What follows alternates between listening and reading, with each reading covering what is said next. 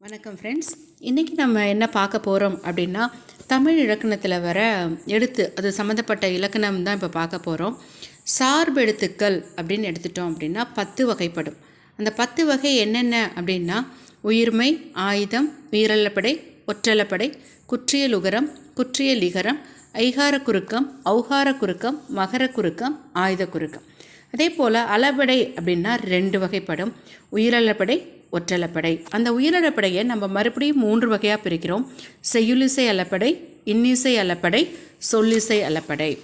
அடுத்து நம்ம பார்க்க போகிற டாபிக் என்னென்னா, மூவகை மொழி. தனிமொழி, தொடர்மொழி, பொதுமொழி. மொழியை எடுத்துட்டோம் அப்படின்னா இந்த மாதிரி 3 வகைப்படும்.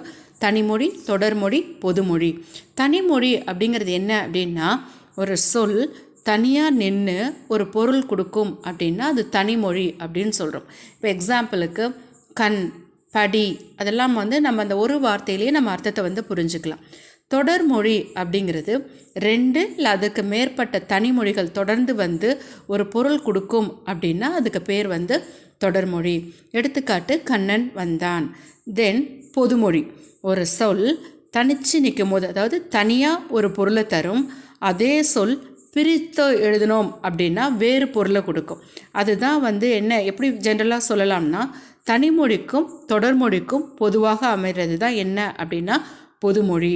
இப்போது 8 அப்படிங்கிறத எடுத்துட்டோம்னா யூஸ்வலாக நம்ம என்ன சொல்லுவோம் அப்படின்னா, ஒரு நம்பர், ஒரு எண்ணை குறிக்கும். அதை நம்ம பிரித்து எழுதினோம்னா எல் ப்ளஸ் தூ.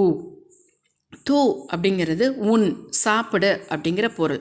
ஸோ எல் ப்ளஸ் தூ அப்படின்னு பிரிஞ்சு நிற்கும் போது எல்லை உன் அப்படிங்கிற பொருள் கொடுக்கும்.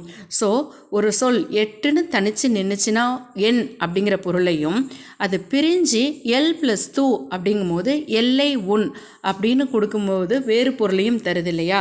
இதுக்கு பேர் தான் பொதுமொழி. நன்றி.